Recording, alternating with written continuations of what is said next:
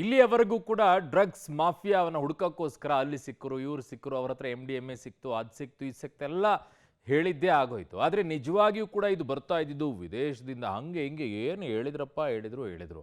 ಆದರೆ ಮಹಾರಾಷ್ಟ್ರದಲ್ಲಿ ಒಬ್ಬನು ಸಿಕ್ಕಾಕೊಂಡ ಡ್ರಗ್ ಪೆಡ್ಲರು, ಅವನಿಂದ ಒಂದು ಮೂಲ ಸಿಕ್ತು. ಇದರ ಮೂಲ ಇರೋದೇ ಮೈಸೂರಿನಲ್ಲಿ ಒಂದು ಫ್ಯಾಕ್ಟ್ರಿ ಇದೆ ಅಂತ ಹೇಳಿ. ಅಯ್ಯಯ್ಯಯ್ಯಯ್ಯಯ್ಯೋ, ನೋಡಿ ಸ್ಟೋರಿಯನ್ನ. ಮೈಸೂರಿನಲ್ಲಿ operation drugs, Maharashtra to Mysuru drugs ಜಾಲ. ಮುಂದೆ ಕಾರು ಗ್ಯಾರೇಜ್, ಹಿಂದೆ ಡ್ರಗ್ಸ್ ತಯಾರಿ. 50 ಕೆಜಿಗೂ ಅಧಿಕ MDMA ಜಪ್ತಿ. ಮಹಾರಾಷ್ಟ್ರ ಪೊಲೀಸರು ನಿನ್ನೆ ಖಚಿತ ಮಾಹಿತಿ ಮೇರೆಗೆ ಮೈಸೂರು ಹೊರವಲಯದ ರಿಂಗ್ ರಸ್ತೆ ಬಳಿಯಲ್ಲಿ ಮಾದಕ ಪದಾರ್ಥಗಳ ತಯಾರಿಕಾ ಘಟಕದ ಮೇಲೆ ದಾಳಿ ಮಾಡಿ ಭಾರೀ ಪ್ರಮಾಣದ MDMA ವಶಕ್ಕೆ ಪಡೆದಿದ್ದಾರೆ. ಸುಮಾರು 50 ಕೆಜಿಗೂ ಹೆಚ್ಚು ಪ್ರಮಾಣದ MDMA ವಶಕ್ಕೆ ಪಡೆದಿದ್ದಾರೆ. ಇದು ಈಗ ಮೈಸೂರು ಜಿಲ್ಲೆಯನ್ನ ಬೆಚ್ಚಿ ಬೀಳಿಸಿದೆ. ಮಹಾರಾಷ್ಟ್ರದಲ್ಲಿ ಸರಿಯಾದ ಡ್ರಗ್ ಪೆಡ್ಲರ್ ನೀಡಿದ ಮಾಹಿತಿ ಮೇರೆಗೆ ಮಹಾರಾಷ್ಟ್ರದ ಪೊಲೀಸರು ಮೈಸೂರು ಪೊಲೀಸರ ಸಹಕಾರದಿಂದ ಈ ಕಾರ್ಯಾಚರಣೆ ನಡೆಸಿದ್ದಾರೆ. ಮೈಸೂರಿನಲ್ಲಿ ಡ್ರಗ್ಸ್ ತಯಾರಿಸಿ ಮಹಾರಾಷ್ಟ್ರ ಸೇರಿ ದೇಶ ವಿದೇಶಗಳಿಗೆ MDMA ಸರಬರಾಜು ಮಾಡ್ತಾ ಇದ್ದ ಬಗ್ಗೆ ಮಾಹಿತಿ ಲಭ್ಯ ಆಗಿದೆ.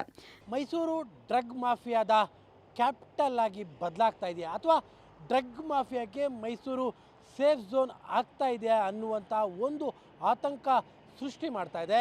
ಅದಕ್ಕೆ ಕಾರಣ ನಿನ್ನೆ ಮಹಾರಾಷ್ಟ್ರದ ಪೊಲೀಸರು ಮೈಸೂರಿನಲ್ಲಿ 50 ಕೆಜಿ ಪ್ರಮಾಣದ ಮಾದಕ ವಸ್ತುಗಳನ್ನು ಮೈಸೂರಿನಲ್ಲಿ ಸೀಸ್ ಮಾಡಿರುವಂಥದ್ದು. ಮೈಸೂರಿನ ರಿಂಗ್ ರಸ್ತೆಯ ಬಳಿಯಲ್ಲಿನೇ ಒಟ್ಟು 50 ಕೆಜಿ ಬೆಳೆಯ MDMAನ ಮಹಾರಾಷ್ಟ್ರ ಪೊಲೀಸರು ವಶಪಡಿಸ್ಕೊಂಡಿದ್ದಾರೆ. ಮಹಾರಾಷ್ಟ್ರದಲ್ಲಿ ಒಬ್ಬ ಪೆಡ್ಲರ್ ಮಹಾರಾಷ್ಟ್ರ ಪೊಲೀಸರಿಗೆ ಸಿಕ್ಕಿರ್ತಾನೆ.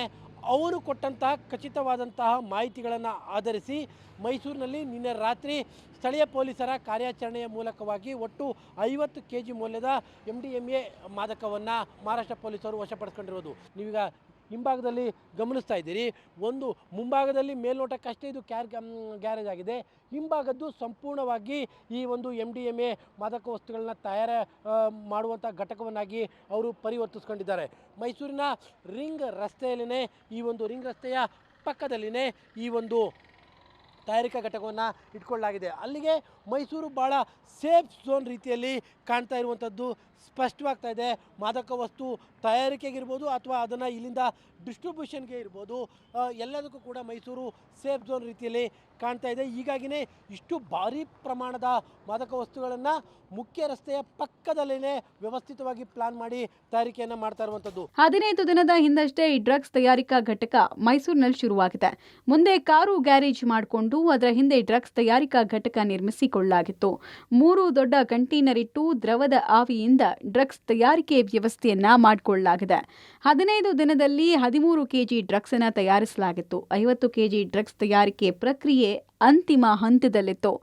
ಇದನ್ನ ಈಗ ಪೊಲೀಸರು ಸೀಸ್ ಮಾಡಿದ್ದಾರೆ. ಈ ದಾಳಿಯ ಮೂಲಕ ಮೈಸೂರು ಡ್ರಗ್ಸ್ ತಯಾರಿಕೆಗೆ ಸೇಫ್ ಜಾಗ ಆಗ್ತಾ ಇದೆಯಾ, ಡ್ರಗ್ಸ್ ಮಾಫಿಯಾದ ಕೇಂದ್ರ ಸ್ಥಾನ ಆಗ್ತಿದೆಯಾ ಎಂಬ ಪ್ರಶ್ನೆ ಹುಟ್ಟುಕೊಂಡಿದೆ. KP Nagaraj, public TV, Mysuru.